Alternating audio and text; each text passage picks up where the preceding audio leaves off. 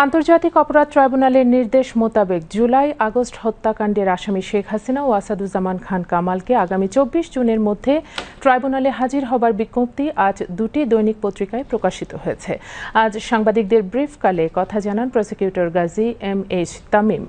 ন্যায় বিচার প্রতিষ্ঠার লক্ষ্যে আসামিগণ নির্ধারিত তারিখে ট্রাইব্যুনালে হাজির হবেন এমন আশাবাদ ব্যক্ত করে প্রসিকিউটর বলেন, আসামিরা হাজির না হলে রাষ্ট্র নির্ধারিত আইনজীবী নিয়োগ করবেন ট্রাইব্যুনাল।